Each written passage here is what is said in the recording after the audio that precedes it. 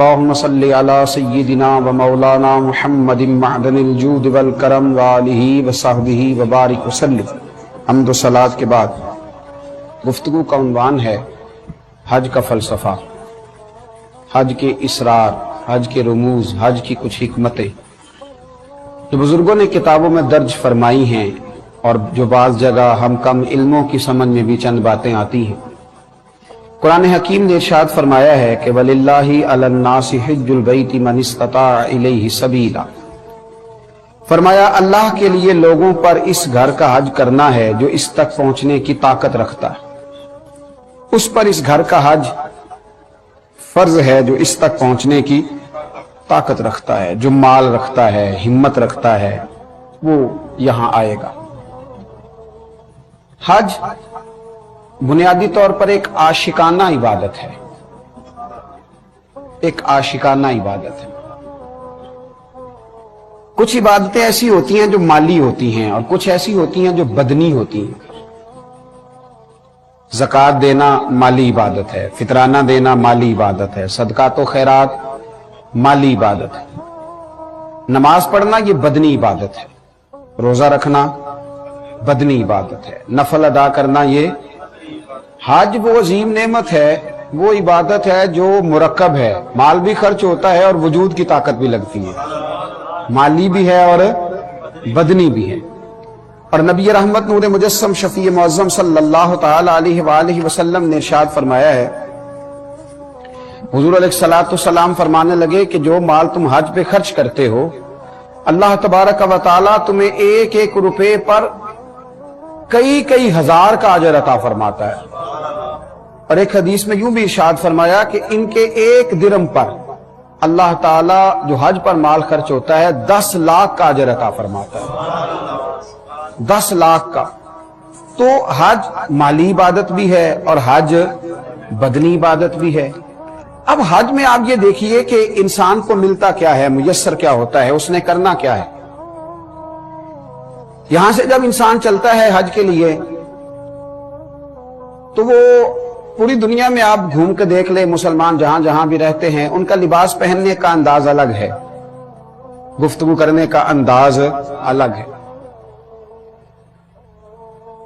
اہل عرب میں بھی اب یہ ہوا ہے کہ مختلف علاقوں میں عربی بولنے کے انداز مختلف ہو گئے، مختلف جگہ پہ عربی مختلف انداز میں بولی جاتی ہے۔ ہمارے ہاں آپ دیکھ لیں پاک و ہند میں اردو بولنے کا اسٹائل مختلف جگہوں کا مختلف ہے، لباس پہننے کا انداز بھی سب جگہوں کا اپنا اپنا ہے۔ اب جب آپ کو حج کے لیے جانا ہے تو اللہ تبارک و تعالیٰ نے سب سے کہا کہ لباس ایک جیسا پہننا، تم کروڑ پتی ہو یا ارب پتی ہو یا کھرب پتی ہو، تم نے 2 چادریں، ایک تہمت باندھ لو، ایک اوپر اوڑھ لو، ایک طرح کا۔ اور لطف کی بات یہ ہے کہ سلا ہوا نہیں ہونا چاہیے۔ اگر سفید لباس کی اجازت دی جاتی اور 2 چادروں کی دی جاتی تو سب اپنی اپنی مرضی کا سلا لیتے، سلا ہوا نہیں ہونا چاہیے۔ ایک کی تہمت باندھ لو، ایک اوڑھ لو، اپنے اپنے لباس چھوڑو، ایک لباس میں آ جاؤ۔ اور اب تم نے اپنی اپنی بولی نہیں بولنی بلکہ کہنا کیا ہے، لبیک اللہم لبیک لبیک لا شریک لک لبیک ان الحمد والنعمت لک والملک لا شریک لک لبیک، یہ تم نے کہنا ہے، اپنی اپنی بولی نہیں بولنی، ایک لباس، ایک انداز گفتگو۔ عربی بولنی ہے تو اس میں وظیفہ بھی ایک ہے سب کا، لبیک اللہم لبیک، ایک وظیفہ، ایک انداز، اس ایک ترتیب کے ساتھ تم کو آگے بڑھنا ہے اور اسی ایک مرتب ترتیب کے ساتھ تمہیں اللہ تبارک و تعالیٰ کی بارگاہ عالی مرتبت میں حاضر ہونا ہے۔ کرنا کیا ہے، بیت اللہ شریف جانا ہے، فرمایا ہاں وہاں بھی جانا ہے، لیکن اس کے بعد نہ کھلے میدان ہے، کھلے میدان جاؤ، جا کے مینا میں خیمہ لگا لو، ایک لباس، ایک بولی۔ اب سمجھ آئی ایک ہی صف میں کھڑے ہو گئے محمود و عیار، نہ کوئی بندہ رہا نہ کوئی بندہ نوا۔ اب سمجھ آئی اپنی ملت پر قیاس اقوام مغرب سے نہ کر، خاص ہے ترکیب میں قوم رسول ہاشمی۔ اب سمجھ آئی معاملہ کیا ہے، ایک کر دیا سب، بندہ و صاحب و محتاج و غنی ایک ہوئے، तेरी सरकार में पहुंचे तो सभी एक हुए। अब एक लिबास में मलबूस जाना है। इबादत अपनी मर्जी करने का नाम नहीं, इबादत अल्लाह की मर्जी करने का नाम, हुजूर अलैहिस्सलाम की मर्जी पर चलने का नाम। बैतुल्लाह शरीफ का तवाफ किया तो कहा जाओ जाके खैमों में बैठ जाओ, मिना के खैमों में। करना क्या है? कुछ भी नहीं, नमाजें पढ़नी है जो रूटीन से पढ़ते हो। बस तुम्हें खैमे में रहना है। या अल्लाह, हमने तो अपना घर छोड़ दिया, मकान छोड़ दिया, और अगर थोड़ा सा आप यहाँ रुक के गौर करें तो दो चादरें उसी तरह ओढ़ी हैं जिस तरह कफन ओढ़ा जाता है। बाल बच्चे यही रह गए, बैंक बैलेंस यही रह गए। और कहता भला क्या है?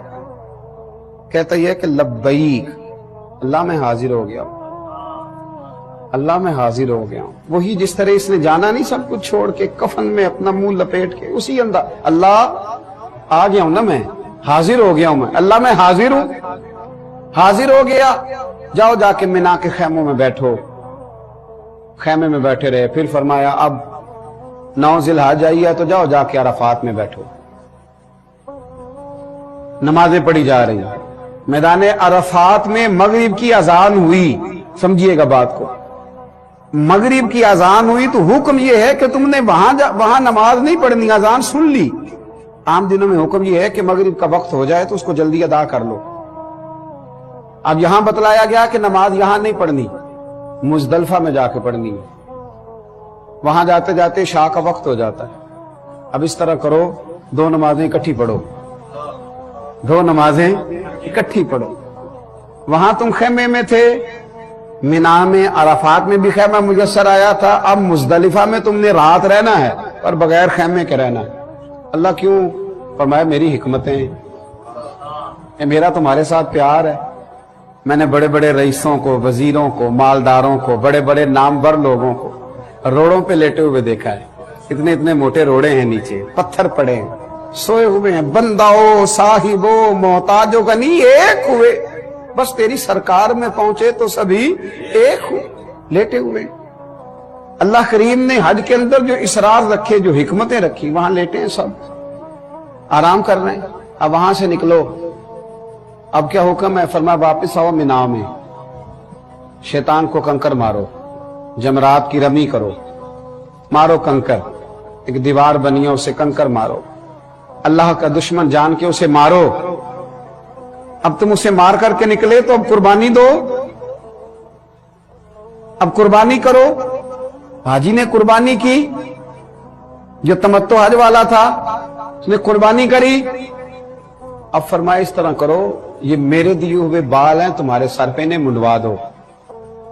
मुंडवा दिए। मालिक अब क्या करें? फरमाया अब जाओ जाके बैतुल्लाह का फिर से तवाफ करो। अल्लाह ये सारा क्या है? फरमाया मेरी तुमसे मोहब्बत है, तुम्हारी मुझसे मोहब्बत है।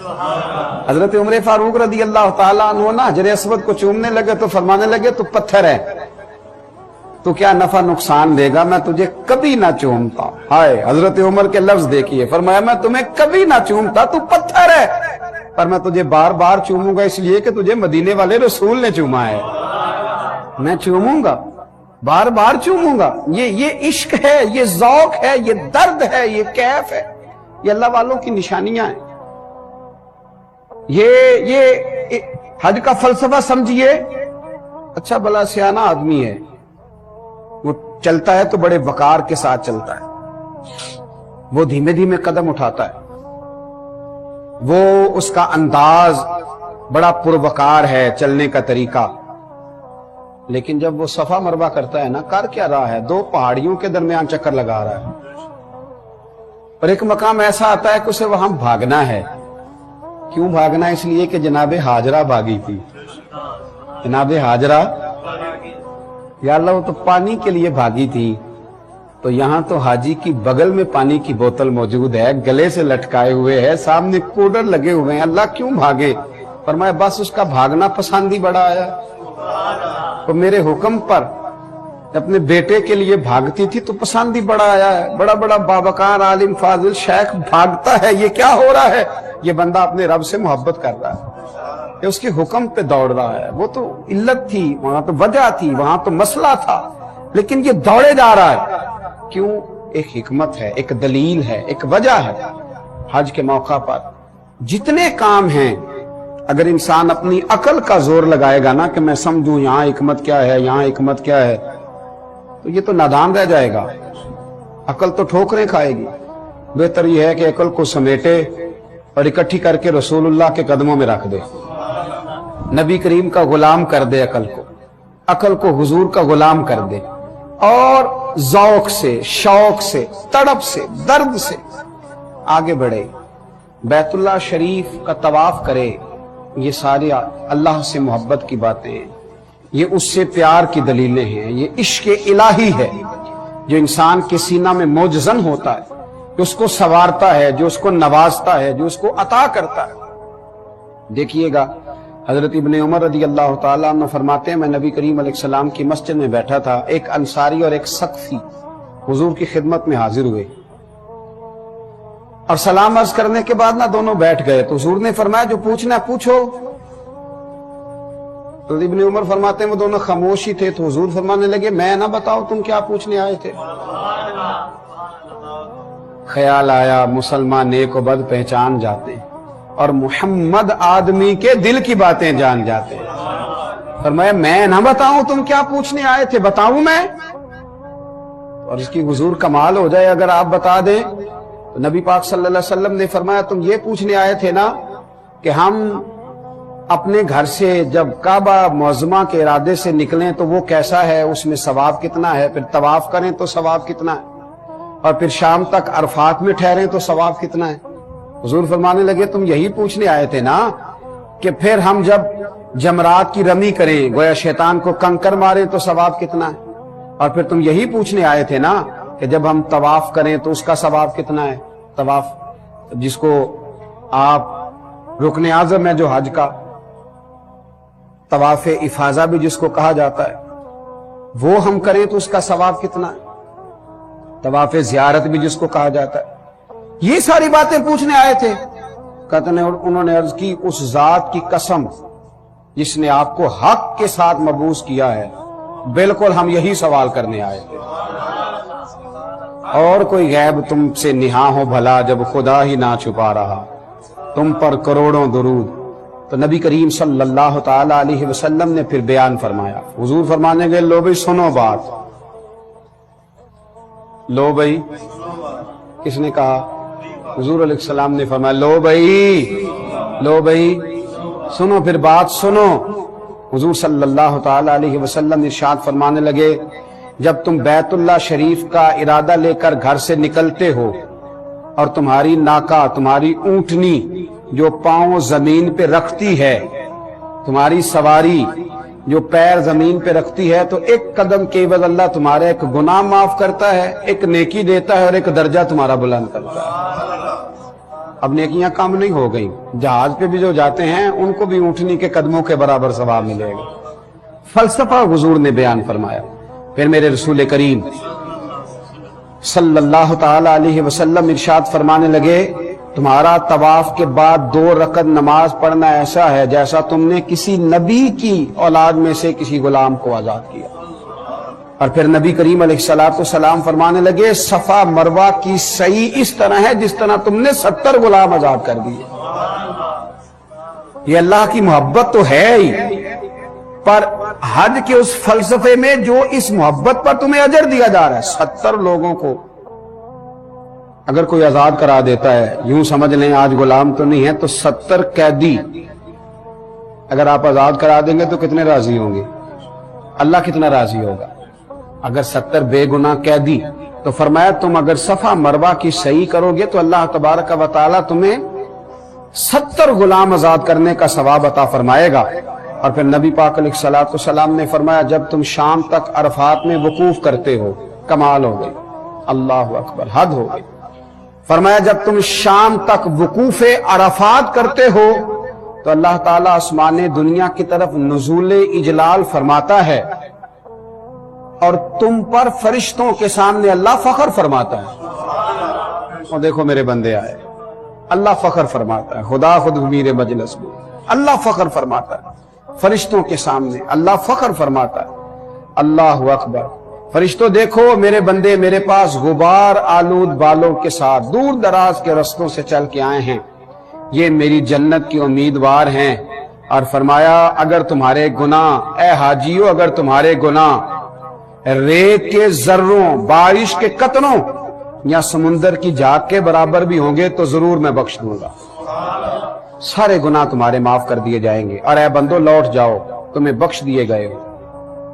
और फिर नबी करीम सल्लल्लाहु ताला अलैहि वसल्लम ने फरमाया जब तुम जमरात की रमी करते हो, जब तुम शैतान को कंकर मारते हो, तो हर कंकरी जिसे तुम फेंकते हो उसके इवज अल्लाह तबारक व तआला तुम्हारा एक बड़ा गुनाह मिटा देता है। और फरमाया तुम्हारा कुर्बानी करना तुम्हारे परवरदिगार के पास तुम्हारे लिए जखीरा है, वो खजाना बन गया है वहां तुम्हारे। अल्लाहु अकबर। और फरमाया जब तुम अपने सर का हलक करवाते हो, उसे मुंडवा देते हो, तो हर बाल जिसे तुमने काटा है इसके बदले तुम्हारे लिए एक नेकी लिखी जाती है और हर बाल के एवज तुम्हारी एक खता बख्श दी जाती है। और फरमाया इसके बाद जब तुम तवाफ करते हो, तवाफ ज़ियारत करते हो, तो तुम्हारा कोई गुनाह बाकी नहीं रह चुका होता। अब एक फरिश्ता अपना हाथ तुम्हारे दोनों कंधों के दरमियान रख के कहता है, थपकी देता है, आइंदा नेक अमल करना, तेरे पिछले सारे गुनाह अल्लाह ने माफ कर दिए।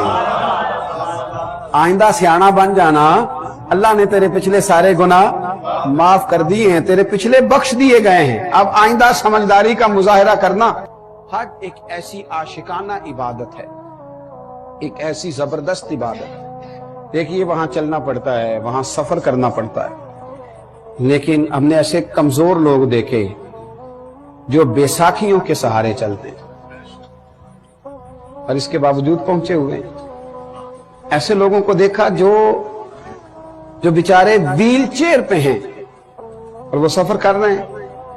और किसी से पूछा गया कि जनाब आप इतने कमजोर हैं तो यहां तक कैसे आ गए? तो कहा बस मालिक ने बुलाया है तो बंदोबस्त भी फरमाया है, उसने एहतमाम भी किया है, उसने मौका भी दिया है, उसने असबाब भी फराहम किए। मेरे महबूब करीम सैयद आलम सल्लल्लाहु ताला अलैहि वसल्लम के गुलामों, वहां का जो अंदाज है, हज बैतुल्लाह शरीफ का जो अंदाज है, वहां के जो मौके हैं, वहां की जो अताएं हैं, वहां का जो करम है, उसको जरा गौर से समाअत फरमाएं कि हज के मौके पर इंसान पहुंचता है, उसने बहुत सारा पैसा खर्च किया है, वो थक गया है, लेकिन जब वो हज से फारिग होता है ना, तो उसके मन में जो खुशी होती है उसका कोई अंदाजा नहीं कर सकता। उसकी तबीयत के अंदर जो रिक्कत होती है, जो कैफ होता है। और बड़े थके हुए लोग 8 जिलहज को इहराम बांधा था, मिना में गए थे, कुछ को 7 को ही बांधना पड़ गया था, और फिर वो मिना भी गए, फिर वो मुजदलिफा भी रहे, फिर वो अराफात में भी वक्त गुजार के आए, फिर शैतान को कंकर भी मारे, कुर्बानी भी हुई, सर के बाल भी मुंडवाए। अब बूढ़े भी हैं, बुजुर्ग भी हैं, नौजवान भी हैं, हाजी मिल के बैठे हैं। 10 जिलहज को जो काम करने होते हैं वो बड़े मुश्किल होते हैं और रात के थके हुए लोग होते हैं। अब मशवरा होने लगा कि तवाफ़े ज़ियारत ना कल करेंगे, क्योंकि 12 की मगरिब तक किया जा सकता है, कल कर लेंगे, परसों कर लेंगे। एक नौजवान कहने लगा मेरा तो दिल है आज ही चले। बुजुर्ग कहने लगे तुम चलोगे तो फिर मैं भी चलूंगा।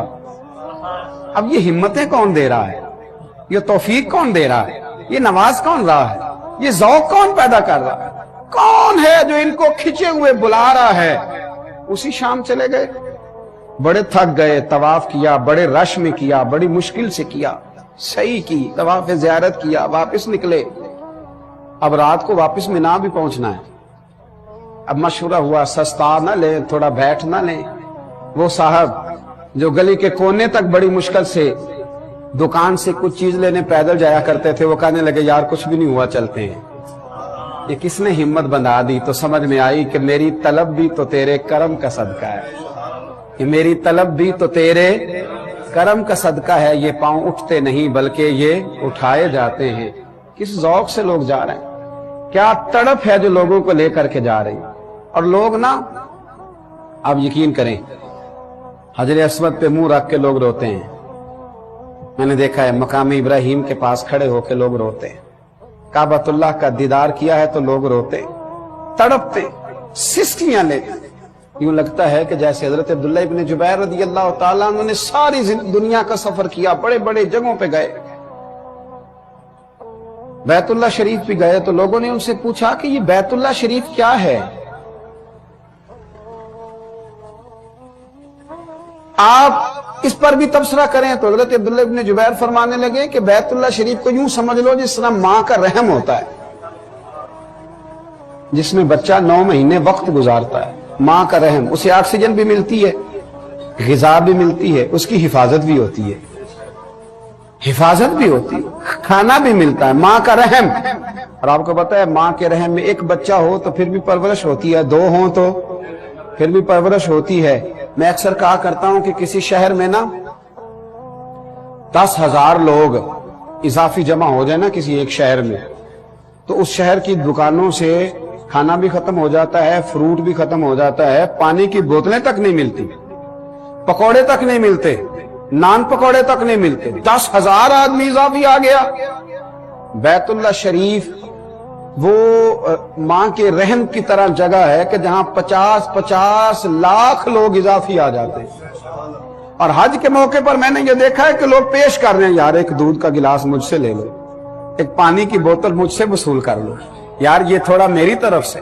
اور جتنا کھانا آیا ہے وہ بچ ہی گیا ہے، جو کچھ آیا ہے بچ ہی گیا ہے۔ پھر سمجھ آئی ہے کہ آج میزبانی کرنے والی مخلوق نہیں، آج میزبان کوئی اور ہے، آج کوئی اور ہے جو میزبان ہے، جو لٹا رہا ہے، جو عطا کر رہا ہے، جو نواز رہا ہے، جس کی رحمتیں کرم برکھا کی طرح برس رہا ہے، جو آنے والوں پہ عطائیں کر رہا ہے۔ حج اتنی ذوق والی، اتنی شوق والی، اتنی درد والی بات۔ آپ دیکھیے، میں نے جیسے کہا کہ بیت اللہ کا طواف کرنا ہے، چکر لگانے بس حاجی لگا رہا ہے، حجر اسود کو چومنا ہے تو بہرحال اسے چوم رہا ہے، نفل پڑھنے ہیں تو بہرحال پڑھ رہا ہے، آب زمزم پی رہا ہے، صفا مروہ کے بیچ دوڑ رہا ہے۔ اب نا جب اس نے طواف زیارت کر لیا تو اگلے 2 دن پھر اس نے مینا میں رہنا ہے، کوئی اضافی کام نہیں کرنا 11 12 ذی الحج کو، چاہے تو 13 کو بھی رہے، اجر ملے۔ اب اس نے اگلے 2 دن 2 راتیں پھر قیام کرنا ہے مینا میں۔ کرنا کیا ہے؟ کوئی بہت بڑی اضافی عبادت ہے؟ کچھ بھی نہیں کرنا، بس ساتھ کنکر لینے اور جمرے پہ جانا ہے، جمرات پہ شیطانوں کو ساتھ کنکر مارنے۔ اس کام کے لیے 2 دن وہاں رکا ہوا ہے، اس کام کے لیے۔ لیکن اس کے حاشیہ خیال سے اعتراض نہیں اٹھتا کہ اتنا سا کام تھا تو 1 دن میں ہو جاتا۔ یہ سمجھ رہا ہے کہ اس خیمے میں خود نہیں بیٹھا، کسی کا بٹھایا ہوا بیٹھا ہوں، میں خود نہیں بیٹھا، میں کسی کا، یہاں مجھے کسی نے بٹھایا ہے، 2 راتیں رہا ہے، خیمے میں قیام کیا، صرف اس کو کنکر مارنے، صرف اس نے اظہار کرنا ہے کہ میں تجھے ناپسند کرتا ہوں، اس نے کنکر مارنے ہیں، کسی کا بٹھایا ہوا بیٹھا ہے۔ اور میرے نبی کریم علیہ السلام سے صحابہ نے عرض کی، یا رسول اللہ یہ کنکر مارنے کا بھی اجر؟ فرمایا یہ تو تمہیں قیامت میں پتہ چلے گا جب میزان عمل پہ تولا جائے گا، تو تمہیں وہاں پتہ چلے گا۔ وہاں کنکر مارنے ہیں، 2 دن قیام کرنا ہے، پھر اس کو واپس لوٹنا ہے، طواف وداع کرنا ہے۔ اس کو ہر عبادت میں یہ کوئی فلسفہ نہیں پوچھتا، کوئی حکمت نہیں پوچھتا، کوئی دلیل نہیں پوچھتا، بس اسے حکم ہے کہ تو آ جا، تو یہ پہنچ جاتا ہے۔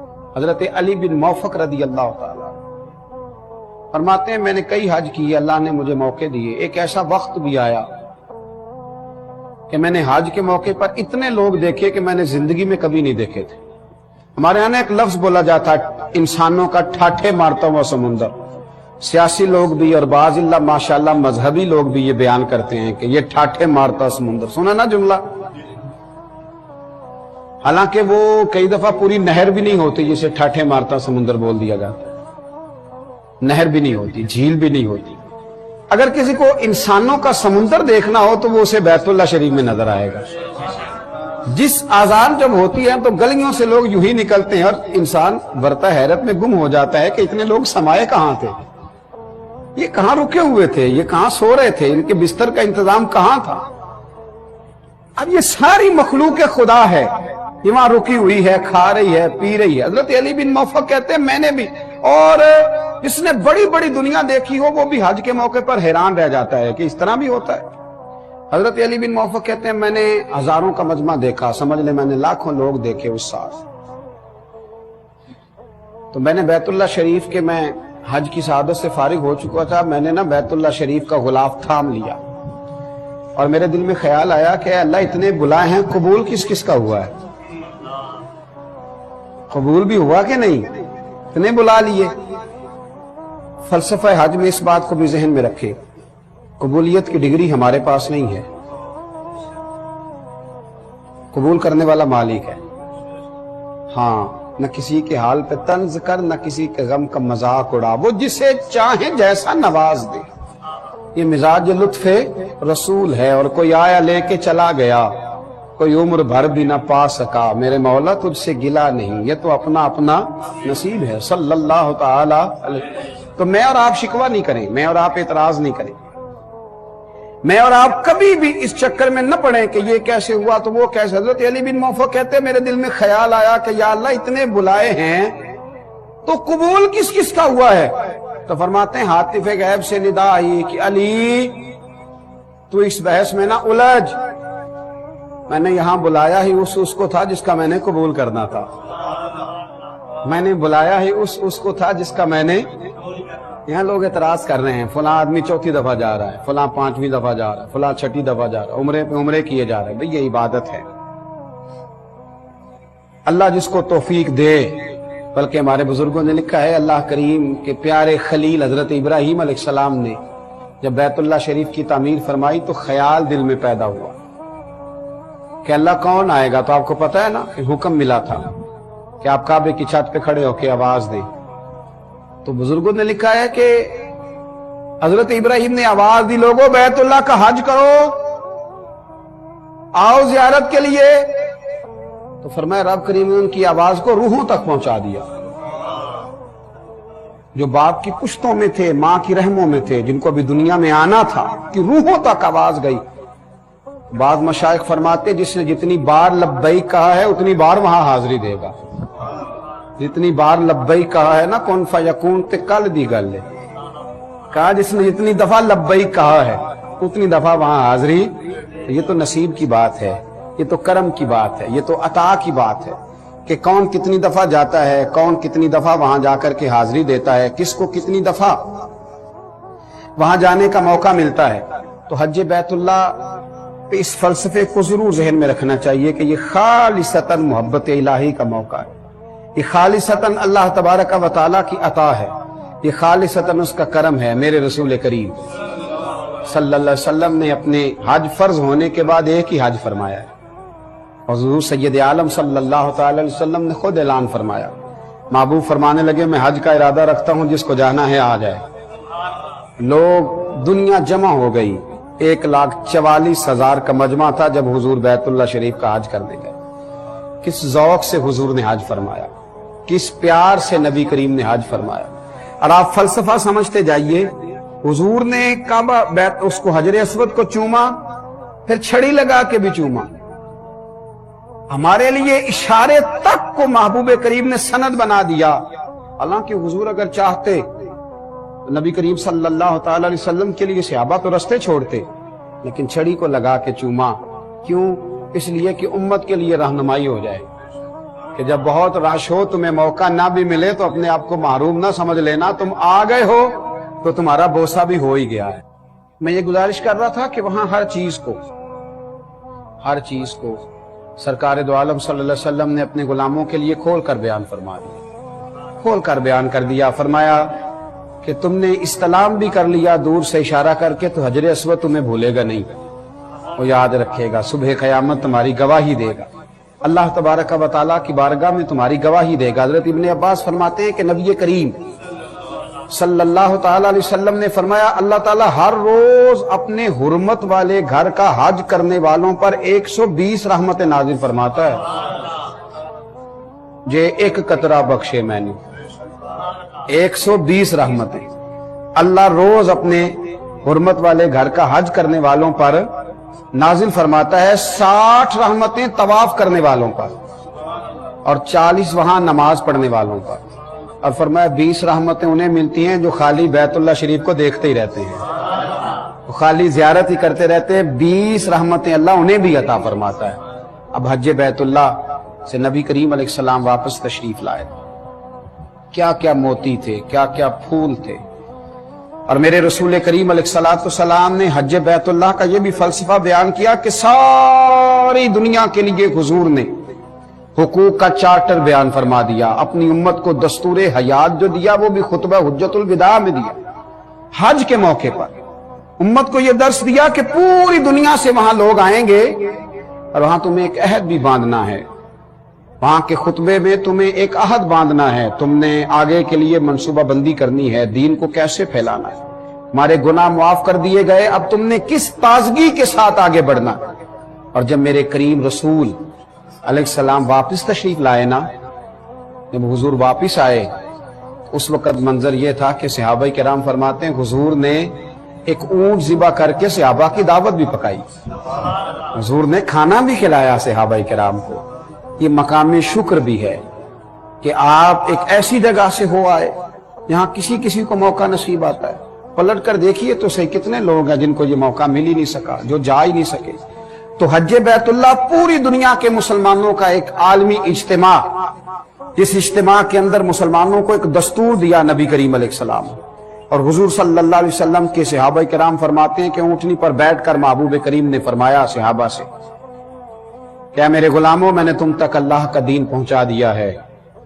याद रखना, बल्लिगु अन्नी वलौ आया। अब मेरी एक एक आयत लेके मैदान में निकल जाना और दुनिया तक पैगाम हक पहुंचाना।